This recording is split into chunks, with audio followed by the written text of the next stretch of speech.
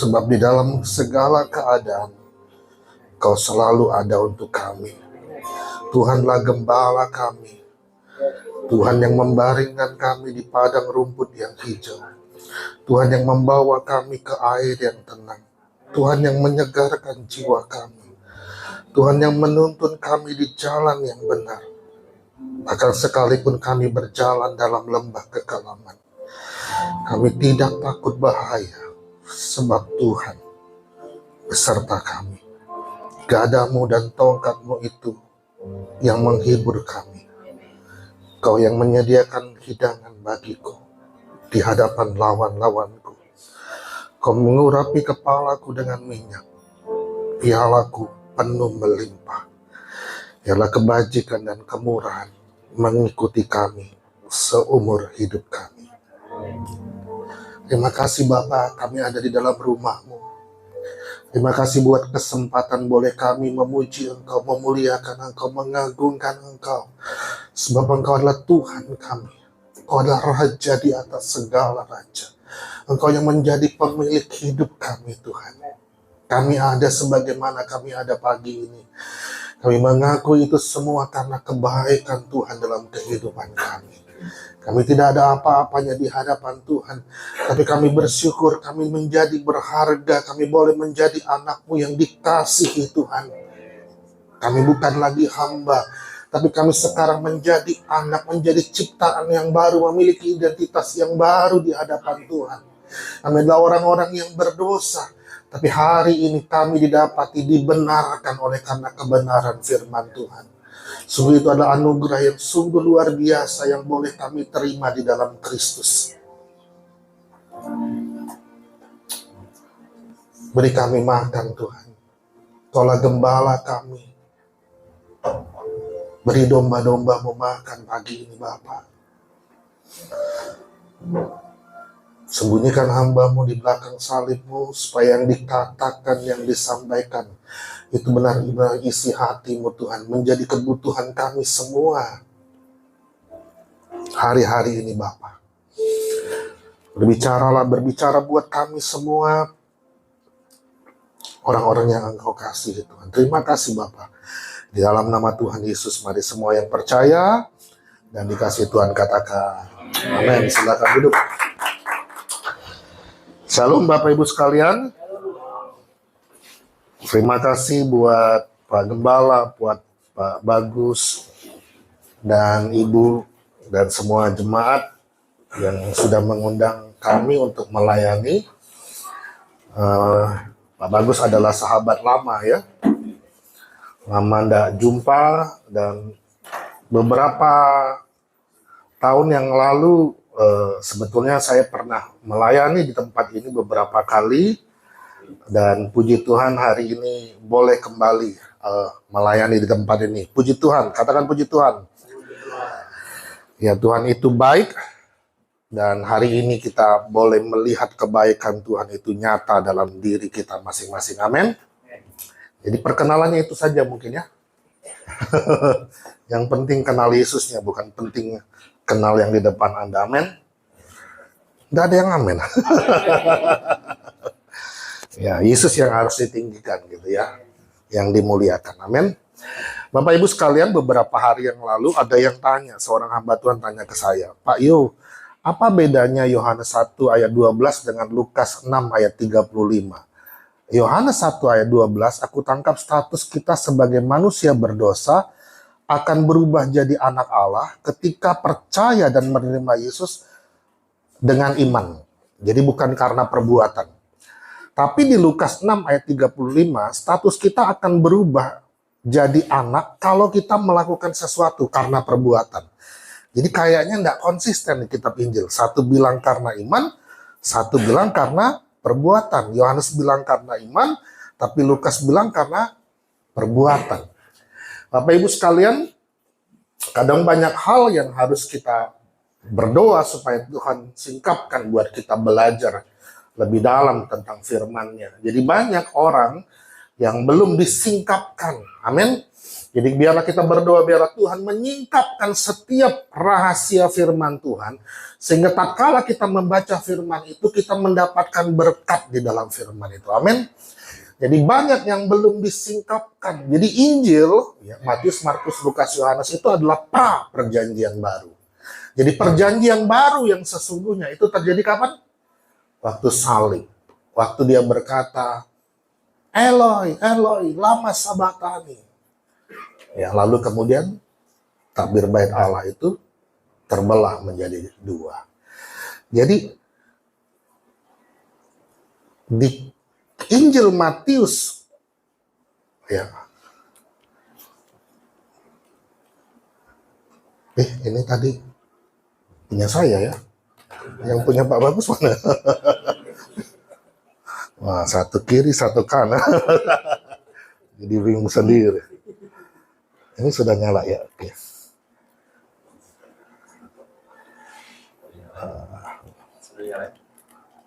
Sudah nyampe ya. Oh. Boleh bantu slide berikutnya? Ya, Lukas menulis ketika itu hari sudah kira-kira jam 12. Lalu apa? Lalu kegelapan meliputi seluruh daerah itu sampai jam 3. Sebab matahari tidak bersinar dan tabir bait suci terbelah dua. Lalu Yesus berseru dengan suara nyaring, "Ya Bapa, ke dalam tanganmu kuserahkan nyawaku." Dan sesudah berkata demikian, ia menyerahkan nyawanya. Jadi kalau di Matius dan Markus, sebelum ayat ini, Yesus berkata seperti ini, Eloi, Eloi, lama sabatani. Allahku, Allahku, mengapa engkau meninggalkan aku? Orang-orang di sekitarnya mengira Yesus sedang tunggu Elia untuk tolong dia. Tapi sebenarnya dia sedang berseru kepada Bapaknya, Allahku, Allahku, mengapa engkau? Sebenarnya Tuhan itu sedang meninggalkan dia atau tidak? Allah sedang meninggalkan. Jadi ini bicara tentang manusia, Yesus sebagai manusia 100%. Bahkan waktu di Taman Getsemani sebelum dia naik ke Bukit Golgota, dikatakan apa? Keringat darah itu menetes. Dia merasakan kesakitan, stres yang luar biasa untuk menghadapi masa-masa ini. Bahkan dia berkata apa? Biarlah kalau boleh cawan ini berlalu, tapi biarlah kehendakmu yang jadi. Coba Bapak Ibu kita semua pikirkan ini. Jadi dia merasakan stres yang luar biasa sebagai seorang manusia. Jadi dia dihadapkan dengan pilihan. Pilihannya apa Bapak Ibu? Sebagai manusia punya free will kan?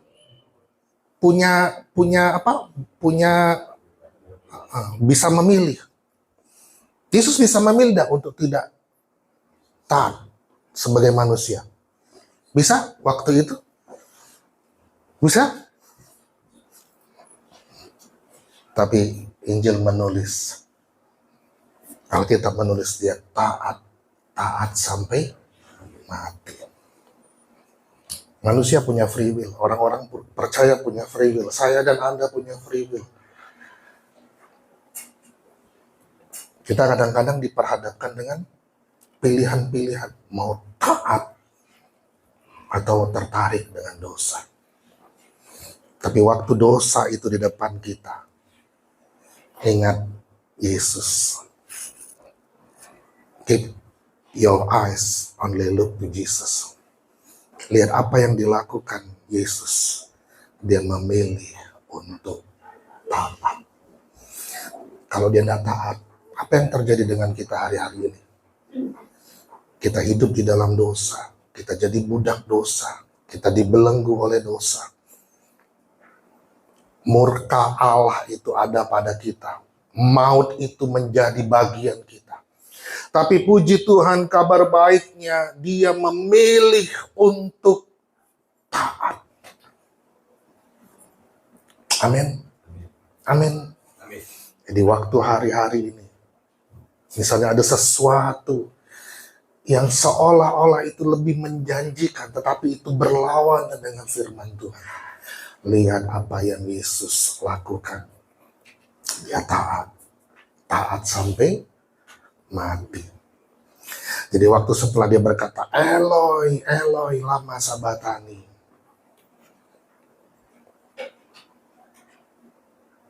Kemudian apa? Kegelapan melingkupi bumi. Lalu terdengar suara. Dan kemudian tabir bait suci itu dikatakan apa? Terbelah menjadi dua. Dan Injil Yohanes menulis Yesus berteriak dan kemudian dia berkata, Tetelestai, it is finished, sudah selesai. Maksudnya apa? Dia sudah menyelesaikan misi Allah ke dalam dunia ini, mengutus dirinya, anaknya yang tunggal. Untuk apa? Untuk menyelamatkan kita manusia berdosa. Amin. Amin. Jadi semuanya dimulai di waktu tabir bait suci itu terbelah jadi dua. Nah, coba bayangkan Bapak Ibu. Ya, coba kita baca dulu yang ini. Maaf. Tetapi Kristus, Ibrani 9 ayat 11, 12, dan 13. Tetapi Kristus telah datang sebagai imam besar untuk hal-hal yang baik yang akan datang. Ia telah melintasi kemah yang lebih besar dan yang lebih sempurna yang bukan dibuat oleh tangan manusia.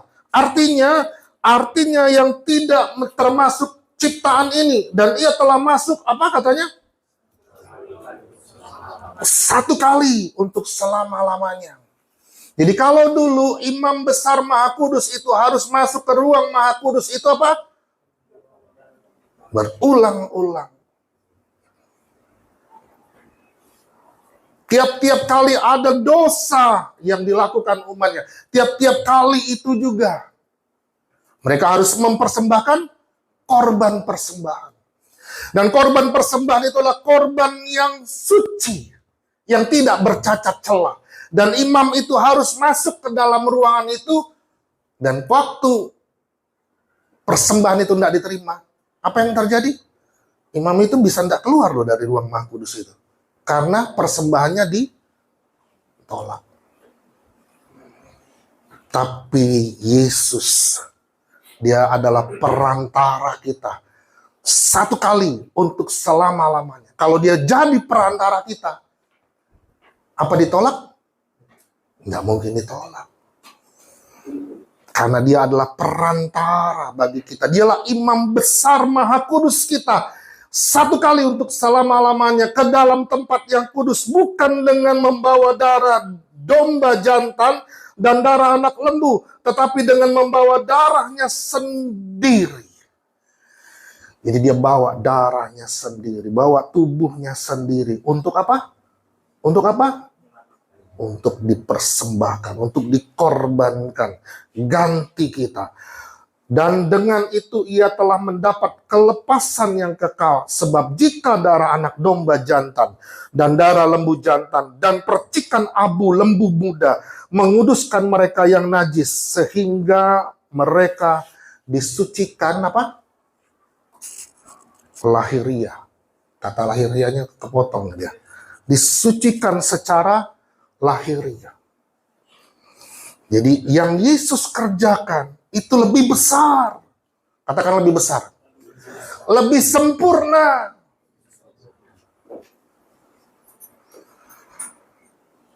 Nah, waktu tabir bait Allah terbelah jadi dua. Itu artinya apa? Semua boleh masuk ke ruang Maha Kudus itu. Kita hari ini boleh ada di dalam rumah Tuhan. Semua sudah disucikan, dibenarkan di hadapan Tuhan. Amin. Bukan lihat dosa kita lagi, tapi lihat tentang apa yang Yesus sudah kerjakan di atas kayu salib. Kalau dulu di perjanjian lama, Musa itu tidak bisa lihat Tuhan, tidak bisa menjumpai Tuhan. Dikatakan apa? Sinarnya penuh kemuliaan sehingga Musa harus apa? Berlutut merasa tidak berlayak di hadapan Tuhan.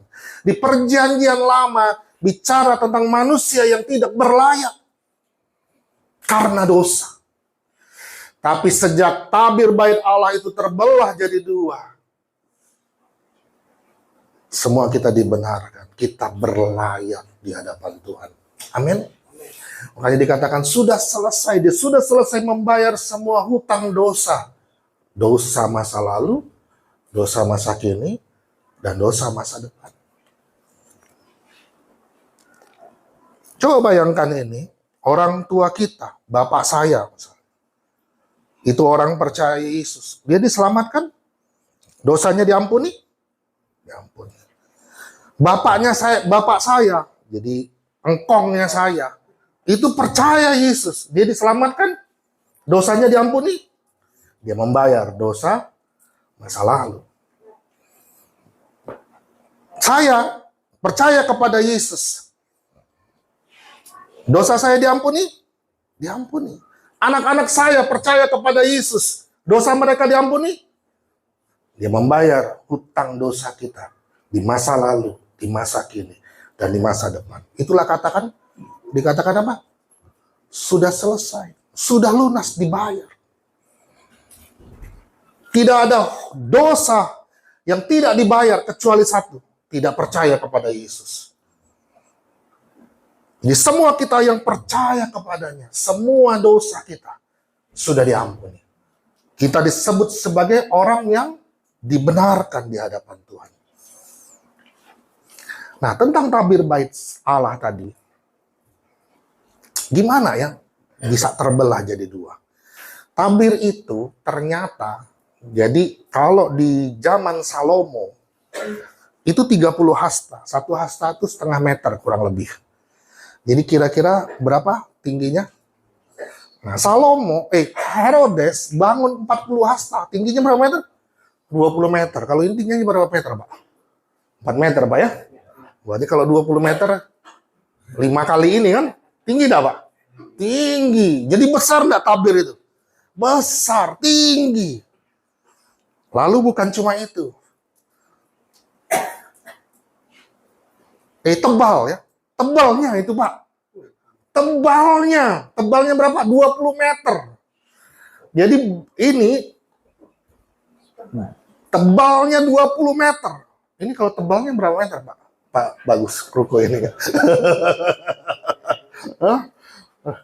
20 cm ya. Batu bata, Bu ya. 20 cm. Ini 20 meter tebalnya. Nah, terus kok bisa itu tabir yang ada di tengah-tengah ruang Maha Kudus itu bisa robek? Tinggi tabir itu 18 meter. Tebalnya berapa? 10 cm. 10 cm itu ginilah ya kurang lebih ya. Tebal enggak? Hordeng Ibu tebalnya berapa? Hordeng Ibu tebalnya berapa? Ini tebalnya 10 cm, tapi terbelah jadi dua. Ini bicara tentang apa?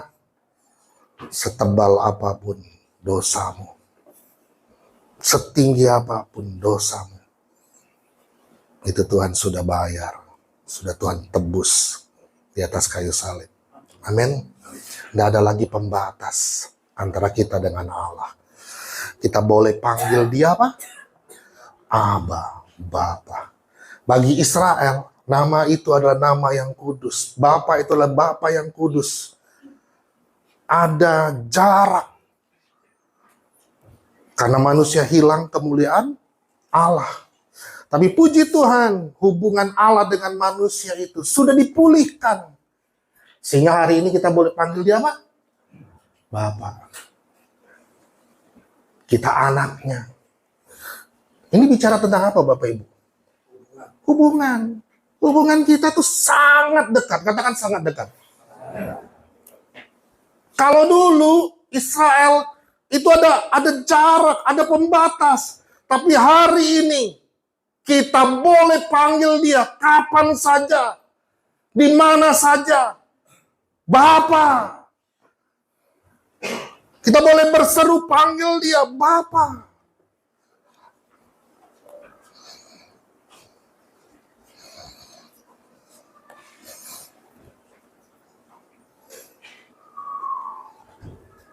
Jadi apa arti tabir bait Allah terbelah jadi dua? Ibrani 8 ayat 13. Oleh karena ia berkata-kata tentang perjanjian yang baru, ia menyatakan yang pertama sebagai perjanjian yang telah menjadi tua. Dan apa yang telah menjadi tua dan usang telah dekat dengan... Ada orang hukum enggak di sini? Enggak ada ya? Ada orang yang dihukum? Enggak ada lagi.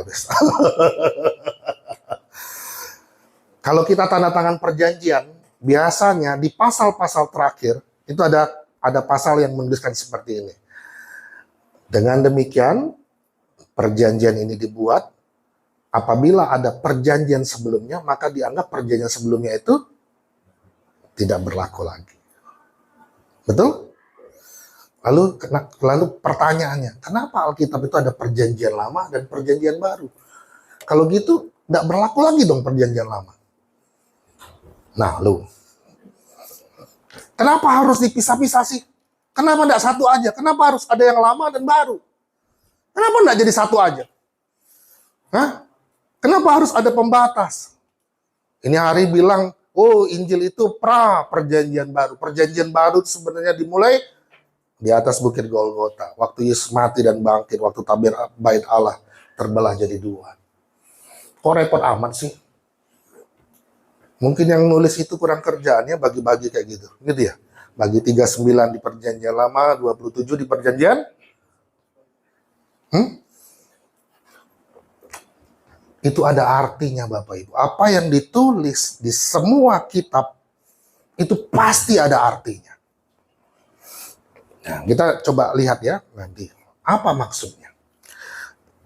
Ibrani 10 ayat 19 dan 20. Jadi saudara-saudara, oleh darah Yesus kita sekarang, katakan sekarang. Katakan sekarang. Kita sekarang apa? Penuh keberanian dapat apa? Dapat masuk ke dalam. Saya sering kalau ibadah, WL-nya bilang gini, Tuhan ampuni kami, supaya kami berlayak di hadapan-Mu. Supaya kami berlayak menyembah-Mu Tuhan. Gimana itu? Salah atau benar? Hah? Saya tidak bilang salah atau benar. Tapi tidak perlu kayak gitu ya. Perlu tidak kayak gitu? Tidak perlu. Kenapa tidak perlu? Kan Yesus sudah bayar. Yesus bilang, aku sudah layakkan kamu. Kok kamu bilang masih tidak layak gitu? Hah? Yesus sudah bilang apa? Sudah selesai, aku sudah bayar. Kalau saya makan sama Pak Cakra di restoran, terus Pak Cakra sudah pesan ke kasirnya. Ini nanti saya yang bayar, ini kartu kreditnya. Terus nanti pas habis makan, perlu saya bayar lagi? Perlu saya bayar lagi? Tapi banyak orang Kristen mau bayar lagi gitu ya. Iya, enggak sah gitu ya. Hah? Enggak sah yang dibuat Yesus di atas kayu salib itu.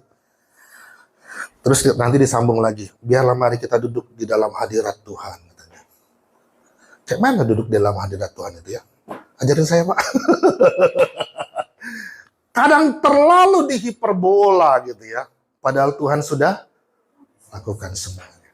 Kenapa Paulus tulis di Roma sampai 2 Tesalonika itu berkali-kali kata di dalam dia, di dalam Kristus, melalui dia, melalui Kristus. Kenapa harus diulang-ulang? Sampai ratusan kali, sampai 200 kali.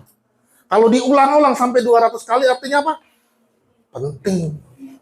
Penting untuk orang percaya tahu. Penting untuk kita tahu bahwa kita sekarang itu ada di dalam Yesus. Katakan ada di dalam Yesus. Katakan saya ada di dalam Yesus.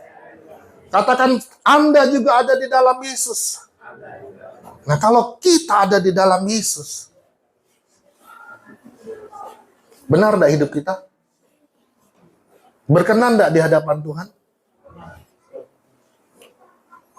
Sama kadang-kadang ya. Waktu kita punya masalah besar. Kalau kita ada di dalam Yesus, siapa yang hadapi itu? Kita tuh kadang-kadang lebih membesar-besarkan masalah daripada membesar-besarkan Yesus. Betul? Betul atau betul? Betul atau benar? Seolah-olah masalah itu lebih besar dari Yesus. Kan katanya ada lagunya, Yesus lebih besar dari segala-galanya. Ah, itu nyanyi aja hari Minggu gitu Pak ya. Ketawa. Di sini enggak ada. Enggak ada yang ngaku. Ya, kita ada di dalam Dia. Itulah tentang perjanjian yang baru. Dulu kita di luar Dia. Karena kita tidak berlayak. Sekarang kita ada di dalam Dia. Amin. Jadi tabir bait Allah itu adalah pembatas. Itulah dosa yang membatas kita dengan Tuhan. Tapi sekarang tabir itu sudah dikoyakkan. Sudah dibukakan. Tabir bait Allah adalah pembatas antara perjanjian lama dengan perjanjian yang baru. Yang lama sudah berlalu. Yang baru sudah datang. Jadi salib adalah pemisah antara perjanjian lama dengan perjanjian baru. Kebaca enggak ya? Jadi kalau perjanjian lama itu mengajarkan ritual agamawi. Perjalanan hidup orang Israel itu adalah ritual agamawi. Tapi kita hari ini bukan hidup di dalam ritual agamawi. Kita hidup di dalam perjalanan spiritual orang percaya. Pengalaman berjalan dengan Yesus. Amin. Waktu kita berjumpa dengan Yesus, hidup kita diubahkan. Waktu kita percaya, firman itu membukakan rahasia demi rahasia buat kita. Lalu kita mengalami kehidupan yang baru. Lalu begitu ada masalah demi masalah. Itu sebetulnya adalah perjalanan spiritual. Kita tidak lihat tentang kita lagi. Tapi kita lihat di balik semua itu ada pekerjaan Yesus yang sedang Yesus nyatakan bagi kita dan bagi semua orang yang ada di sekitar kita.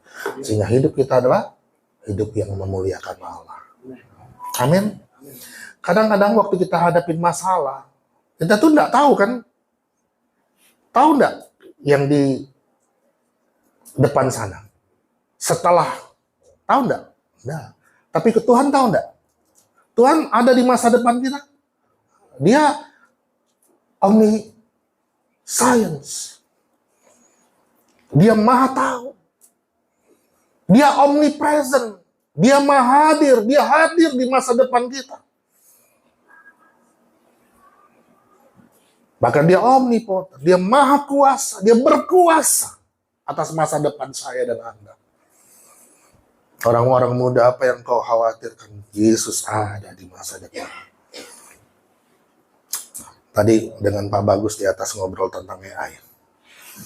Artificial Intelligence. Kemarin, minggu lalu kita di Bandung ya.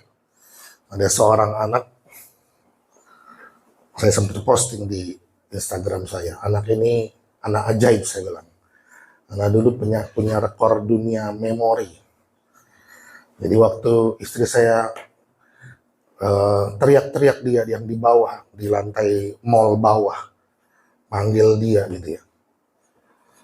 Sudahlah saya bilang, itu rame nanti semua orang noleh kamu ini, saya bilang kan.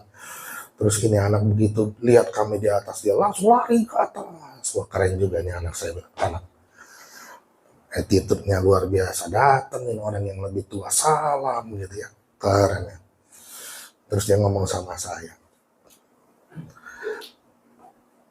Om, AI itu cuma kecerdasan buatan. Nggak ada yang buatan itu lebih baik daripada yang sempurna. Oh iya, betul juga sih. Terus dia bilang kayak gini, sebetulnya kecerdasan buatan itu adalah kegoblokan natural. Kegoblokan natural. Ini anak maksudnya apa sih? Dalam kali, Bang. Dan terus dia bilang gini, Pak Bagus, benar yang Bapak bilang tadi. Itu karena keserakahan manusia. Iya kan? Iya, ciptain robot supaya apa? Supaya apa? Efisien katanya. Tapi membunuh berapa pekerjaan? Saya pernah baca, sudah 700.000 profesi pekerjaan dimusnahkan oleh AI. Wah, 700.000 apa aja ya, nyebutnya juga nggak selesai satu hari mungkin ya. Saya baca artikel itu. Tapi jangan khawatir, Yesus ada di masa depan anak-anakmu. Amin. Dia bukan cuma maha hadir, dia maha kuasa. Ya, saya enggak pernah takut kok. Saya enggak pernah khawatir kok dengan masa depan anak-anak saya. Karena siapa? Karena bukan saya yang menjamin hidup mereka. Ya, kalau saya yang jamin, kalau kita orang tuanya yang jamin, mampu enggak? Bisa gagal enggak? Tapi kalau Yesus yang jamin, bisa gagal enggak? Enggak mungkin gagal. Karena dia Allah yang tidak mungkin gagal. Kalau dia gagal, maka dia bukan Allah. Makanya dia tidak mungkin gagal. Amin. Jadi perjalanan spiritual bukan lagi ritual agamawi. Kita datang ke gereja bukan mau ritual agamawi, bukan mau liturgis, rutinitas belaka. Enggak. Kita mau berjumpa dengan Yesus. Kita mau mengalami perjalanan spiritual orang percaya. Di dalam rumah Tuhan kita boleh melihat apa yang Tuhan sudah lakukan buat kita. Ya. Bagi kita, itu kita sedang mengalami. Tapi bagi Tuhan itu sudah selesai. Kalau kita nonton film, nah Tuhan sudah tahu isi film itu. Sudah tahu, sudah selesai. Yang bikin film itu siapa? Yang sedang bikin film tentang hidup kita siapa? Yesus. Dia sudah tahu kok endingnya kayak mana. Jadi kalau dia sudah tahu, ya udahlah. Serahkan semua kepada dia. Amin. Perjalanan spiritual orang percaya. Terus, di perjanjian lama, hubungan antara Allah dan manusia akibat dosa itu menjadi rusak.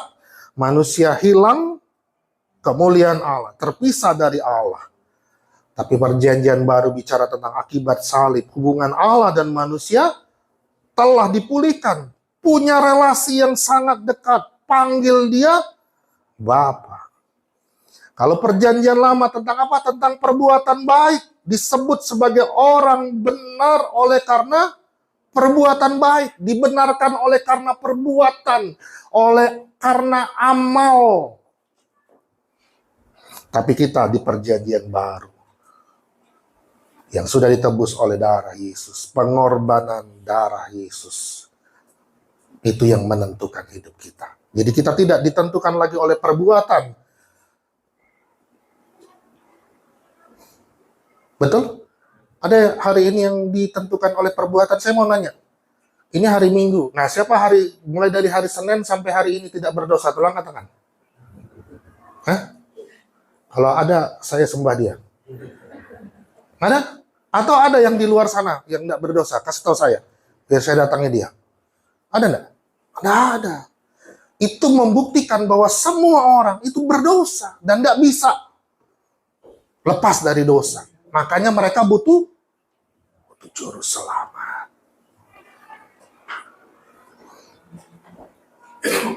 Betul. Ada enggak yang tidak butuh juru selamat? Tidak ada sebetulnya. Semua orang butuh juru selamat. Katakan amin.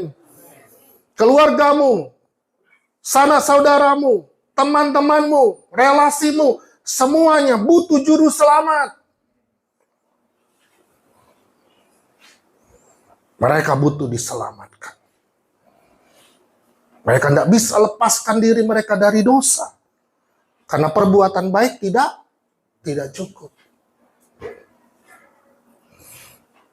Darah Yesuslah yang membenarkan kita. Sebentar kita akan melakukan perjamuan kudus. Tiap-tiap kali kita melakukan perjamuan kudus. Apa?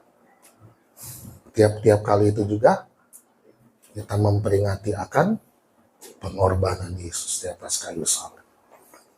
Makanya dilakukan apa? Sesering kali Firman Tuhan bilang. Ada yang tanya, berapa kali? Tiap-tiap kali kamu melakukannya. Jadi artinya apa? Sesering kali engkau melakukannya, engkau mengingat. Makin sering ingat, makin bagus dah. Makin bagus. Jadi sebetulnya di rumah pun kita bisa lakukan itu. Kita tahu hidup kita yang baru. Kita diingatkan oleh apa? Pengorbanan darah Yesus. Oleh perjamuan kudus.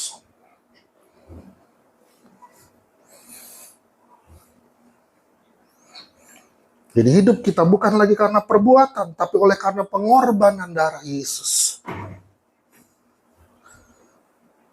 Kita tidak lagi di bawah hukum Musa. Allah menempatkan hukum Musa di antara dia dengan umatnya. Tapi perjanjian lama, kita hidup oleh kasih karunia. Allah menempatkan Yesus Kristus di antara dia dengan umatnya. Sempurna enggak yang Yesus lakukan? Sempurna enggak? Makanya dikatakan hidupku bukannya aku lagi, tapi Yesus. Salib. Bukan salib ini, salah saya ya. Tabir bait Allah itu adalah, salib adalah pemisah antara perjanjian lama dan perjanjian baru. Di atas salib itu, tabir bait Allah itu terbelah menjadi dua. Efesus 2 ayat 11, 12, dan 13. Karena itu ingatlah bahwa dahulu kamu. Jadi kita dulu sebagai orang-orang Yahudi menurut daging yang disebut orang-orang tak bersunat oleh mereka yang menamakan dirinya sunat, yaitu sunat lahiriah yang dikerjakan oleh tangan manusia, bahwa waktu itu kamu tanpa Kristus tidak termasuk keluarga Israel dan tidak mendapatkan bagian dalam ketentuan-ketentuan yang dijanjikan, tanpa pengharapan dan tanpa Allah di dalam dunia.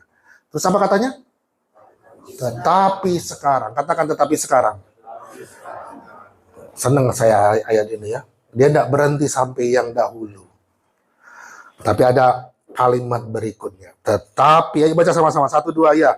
Tetapi sekarang di dalam Kristus Yesus, kamu yang dahulu jauh sudah menjadi dekat oleh darah Kristus. Kita dulu jauh, sekarang dekat enggak kita dengan Bapa? Siapa yang tulis? Siapa yang ngomong? Pastor Yu. Udah, Alkitab yang ngomong. Kalau saya ngomong patut dipercayai? Patut dicurigai? Wih, patut dipercayai. Bapak itu yang dibilang geleng-geleng. Aduh, astaga. Pulang sewa.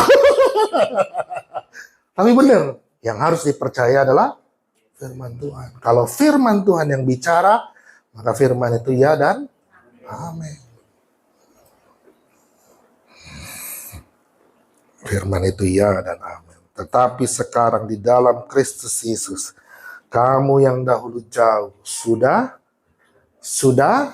menjadi dekat oleh darah Yesus. Roma 11 ayat 17. Karena itu apabila beberapa cabang telah dipatahkan dan kamu sebagai tunas liar, kita adalah tunas liar. Jadi di luar Israel kita adalah tunas-tunas liar. Yang dikatakan? Telah dicangkokkan. Katakan dicangkokkan.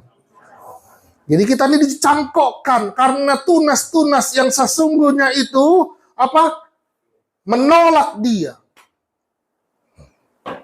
Tidak percaya sama dia. Maka kita dicangkokkan di antaranya dan turut mendapat bagian dalam akar pohon zaitun yang penuh.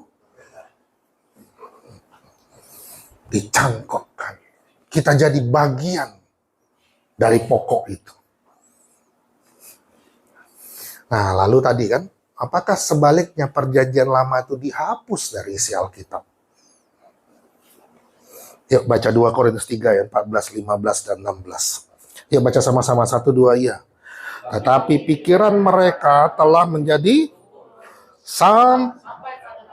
sebab sampai pada hari ini, selubung itu masih tetap menyelubungi mereka jika mereka perjanjian lama itu tanpa.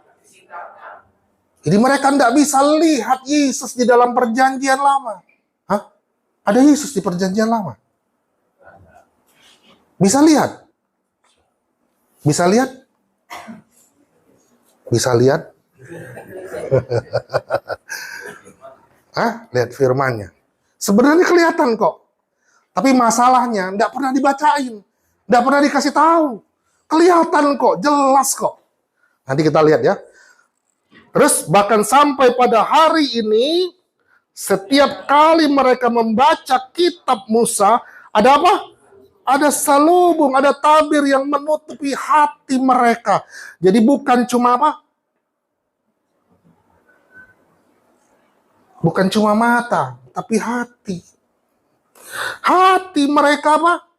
Ditutupi oleh selubung itu. Tetapi apabila hati seseorang berbalik kepada Tuhan, maka selubung itu diambil dari. Jadi baca firman Tuhan itu pakai mata atau pakai hati? Hah? Oh, dua-duanya. Benar juga ya. Saya tadi mau bilang pakai hati, terus ada yang bilang dua-duanya. Iya juga gitu ya. Dua-duanya. Tapi maksudnya apa? Hati ini. Jadi firman itu kan ditaruh di dalam.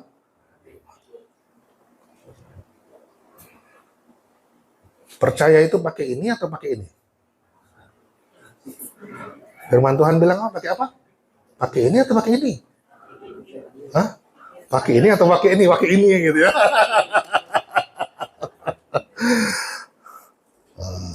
Manusia bisa enggak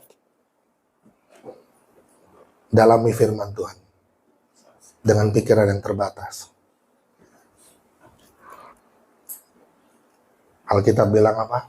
Tulisan yang dituliskan itu tidak sama seperti buku biasa. Tidak sama seperti buku pelajaran. Tidak sama seperti buku novel. Tidak bisa sama seperti buku-buku sejarah. Tidak sama seperti buku-buku berhikmat sekalipun di dalam dunia ini. Ya, ini buku-buku bestseller sampai hari ini. Betul? Seluruh dunia baca. Betul? Dan umurnya paling panjang. Ada nggak buku yang bestsellernya mengalahkan Alkitab? Ada yang lebih tua dari Alkitab bestsellernya? Tidak ada. Maka dia patut dipercayai. Amin. Ya, ada yang kemarin ngajarin kan? Itu yang nulis seperti seolah-olah kayak nulis ecek-ecek dianggapnya gitu ya. Iya kan kemarin lagi viral kan? Kristen apa? Kristen progresif. Itu kan yang nulis juga bisa salah katanya. Waduh. Dia nggak tahu ini Alkitab ditulis kapan. Dan ini bestseller. Dari abad ke abad. Terus hari ini saya baca. Tuhan bisa singkapkan yang lain minggu depan. Ada seorang hamba Tuhan, ada hamba Tuhan yang lain baca ayat yang sama. Bisa disingkapkan yang lain? Itu membuktikan bahwa firman itu adalah tulisan yang hidup. Bukan kata-kata mati. Bukan huruf-huruf mati. Itulah yang membedakan firman Tuhan dengan tulisan manusia biasa. Jadi Kristen progresif itu sesat enggak? Ada hamba Tuhan tanya, sesat enggak Pak Yuk? Saya bilang enggak sesat. Terus nggak sesat? Terkejut dengan teman saya. Iya, dia sedang tersesat. Saya bilang. Iya, beda enggak? Ini serius lah, beda Pak. Kalau kita ngomong teman kita sesat, itu kita blokir biasanya. Nggak mau lagi kita bergaul sama dia. Betul? Tapi sebetulnya dia perlu dikasihani. Betul? Makanya dia sedang, iya. Jangan langsung diblokir. Kamu saja tidak dihakimi, kamu menghakimi orang lain. Betul ya? Kemarin kan ada hamba Tuhan yang heboh gara-gara perpuluhan. Hah? Perpuluhan yang dihotbahin gitu ya. Orang kasih karunia masih ngomong perpuluhan enggak? Kenapa enggak ngomong perpuluhan lagi? Enggak perlu perpuluhan. Lebih dari perpuluhan. Cerita tentang orang muda yang kaya itu. Yang dia tanya bagaimana cara masuk kerajaan surga gitu kan? Bagaimana dapat hidup yang kekal. Terus Yesus terakhir bilang apa? Jual semua. Dia jual enggak? Ikut Yesus enggak? Terus kenapa pasal berikutnya itu Alkitab tulis tentang siapa? Sakeus, pemungut cukai. Terus waktu pemungut cukai itu berjumpa dengan Yesus, apa yang terjadi? Dia kembalikan semua 2 kali lipat. Kalau ada yang diperas, berapa kali? Ada yang pernah hitung enggak? Terus istrinya di mana kira-kira ya? Bendaharanya. Menteri Keuangannya. Ngitung-ngitung enggak Menteri Keuangannya? Enggak hitung-hitungan. Betul? Enggak ada lagi cerita perpuluhan sebetulnya. Lebih dari 1/10 loh. Bener? Orang Yesus sudah kasih segala-galanya. Masih hitung-hitungan. Yang bener bahaya lah, kata orang Palembang. Ya? Iyalah. Anda pakai hikmat, pester itu di depan itu. Yesus pakai hikmat, tidak serahkan semuanya. Enggak pakai hikmat ya. Kalau dia pakai logika manusia, pakai hikmat manusia, enggak. Makanya tak terukur kasih Tuhan itu, tak terselami kasih Tuhan itu. Terlalu dalam. Kadang-kadang kita mau ukur gitu ya. Ngomong ini hyper, lawan hyper apa? Hypo gitu ya. Ukur sini. Tidak. Hypermat bagus enggak? Bagus kan? Kasih Yesus hyper enggak? Siapa yang bilang enggak hyper? Sini. Iya, melimpah-limpah loh. Mau enggak? Kalau enggak mau tolong angkat tangan. Kita doa, biar kasih saya aja. Iya. Please, baca. Kita kadang-kadang mengatasi dengan pikiran kita. Ada Yesus loh di perjanjian lama. Mau lihat? Injil telah diberitakan pertama kali kepada. Jadi Abraham sudah dengar Injil loh. Abraham hidup perjanjian lama atau perjanjian baru? Benar? Perjanjian lama? Tidak salah ya? Nah, coba kita baca Galatia 3 ayat 8 dan 28. 1-2 ya. Dan kitab suci yang sebelumnya mengetahui bahwa Allah membenarkan orang-orang bukan Yahudi oleh karena iman telah terlebih dahulu memberitakan Injil kepada bisa lihat ada Injil di perjanjian lama. Bisa lihat ada Yesus di perjanjian lama. Orang itu tulis kok. Telah terlebih dahulu memberitakan Injil kepada Abraham. Olehmu segala bangsa akan diberkati. Dalam hal ini tidak ada orang Yahudi atau orang Yunani. Tidak ada hamba atau orang, tidak ada laki-laki atau perempuan. Karena kamu semua adalah satu di dalam Kristus Yesus. Jadi ada Yesus di perjanjian lama. Itu cuma kebetulan aja, Pastor. Ayo kita ujilah lagi. Musa percaya sama Yesus Kristus. Yuk baca, Ibrani 11 ayat 26. Musa hidup di perjanjian lama? Betul? Masih hidup enggak di perjanjian baru? Nah, coba kita baca. Ibrani 11 ayat 26. Ia menganggap penghinaan karena siapa? Karena Kristus. Sebagai kekayaan yang lebih besar daripada semua harta Mesir. Sebab pandangannya ia arahkan kepada upah. Ini siapa ia tuh? Kalau kita baca ayat-ayat sebelumnya, ini bicara tentang iman Musa. Bicara tentang Musa. Musa percaya sama Kristus. Karena Kristus katanya. Musa tulis tentang Yesus. Yuk baca Yohanes 5 ayat 46. Sebab jikalau kamu percaya kepada Musa, tentu kamu akan percaya juga kepadaku. Sebab siapa itu? Musa telah menulis tentang, yang ngomong siapa? Yesus. Jadi Yesus ngomong apa? Sebab Musa telah menulis tentang aku, tentang Yesus. Jadi ada Yesus di perjanjian lama? Oh jelas kok ayatnya. Kok kita nggak bisa lihat gitu? Artinya kurang baca, bukan kurang teliti, kurang baca Pak. Kan nggak pernah nemu selama ini kan, kurang baca Pak. Iya. Pernah sekolah minggu nggak? Siapa yang pernah sekolah minggu? Pak Cakra pernah sekolah minggu? Baca kitab suci, doa tiap hari, doa tiap hari, doa tiap hari. Baca kitab suci, doa tiap hari kalau mau. Anak sekolah minggu aja diajarin. Jadi kalau kita tidak baca firman Tuhan, tumbuh enggak? Kalau kita tidak doa, tumbuh enggak? Jadi kalau mau bertumbuh, baca kitab suci. Enggak? Doa itu, kita sedang ngomong sama Tuhan. Baca firman Tuhan itu, Tuhan sedang ngomong sama kita.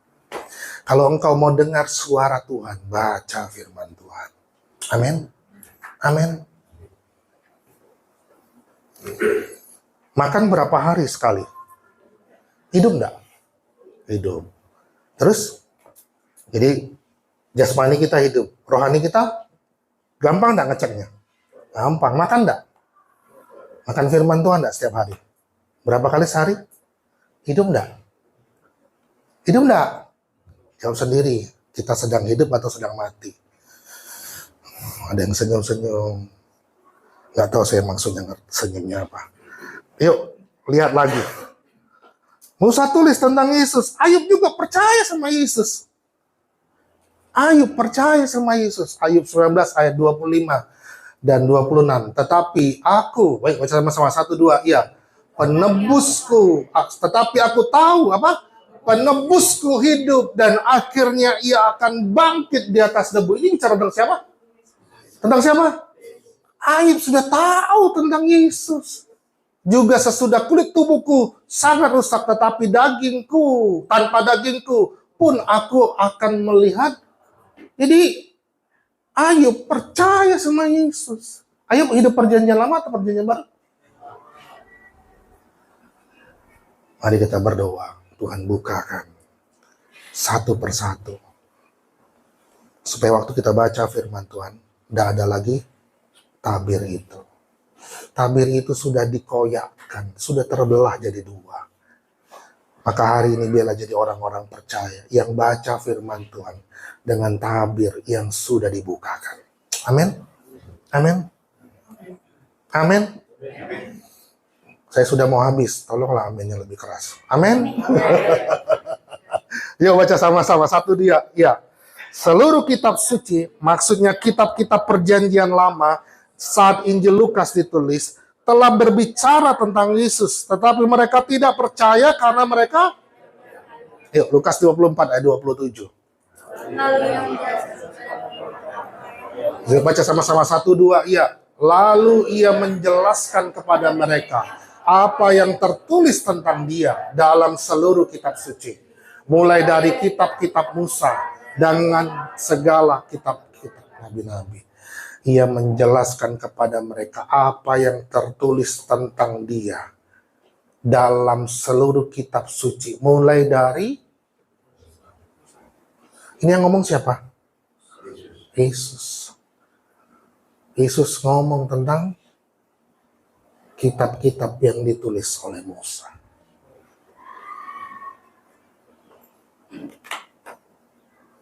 Sekali lagi biarlah tabir bait Allah yang sudah dikoyakkan itu bicara tentang apa? Tentang hidup kita yang baru. Bukan lagi ritual agamawi. Anda dan saya datang ke rumah Tuhan, hidup sebagai orang percaya, bukan ritual agamawi.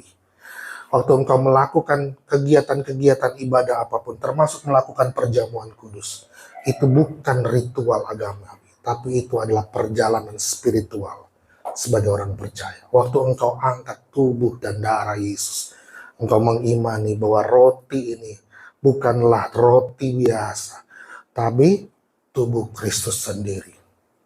Amin. Tubuh yang sehat, tubuh yang kuat, tubuh yang tidak pernah sakit. Amin. Waktu engkau makan, artinya apa? Tubuh itu bersatu manunggal. Kita ada di dalam dia, dia ada di dalam kita. Tubuh yang sehat, tubuh yang kuat itu ada di dalam kita. Sekarang tubuh kita menjadi, terus ada yang ngomong, itu masih sakit-sakitan. Itu karena mereka mengimani. Ya. Mengimani sakitnya lebih besar daripada tubuh Kristus. Waktu kami ulang tahun, siapa yang ngomong mah? Masih muda ya, bapak sama ibu. Awet muda ya. Karena ini bapak ibu, kita makan ini. Betul?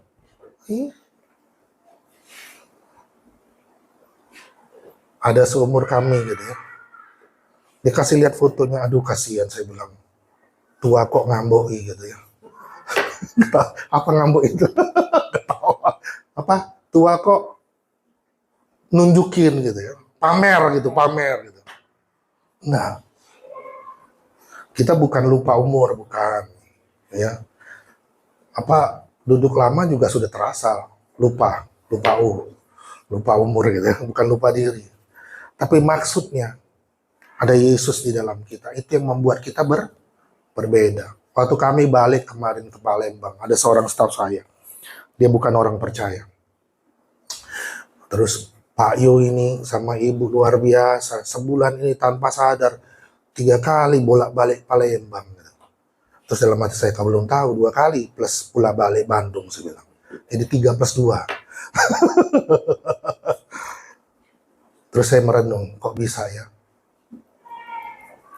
Orang nggak tahu ada Yesus di dalam kita. Bu, lihat Pak Yo, tidak berhenti bermimpi, semangatnya luar biasa katanya. Terus saya mikir itu, iya ya, saya kayak orang lupa gitu ya. Tapi karena apa? Karena ada visi yang Tuhan taruh kan, betul kan? Ada passion yang Tuhan taruh. Makanya kita tidak bisa berhenti. Hanya ada lagu, selama hamba masih bernafas. Ya. Tadi pagi istri saya telepon-teleponan dengan staf.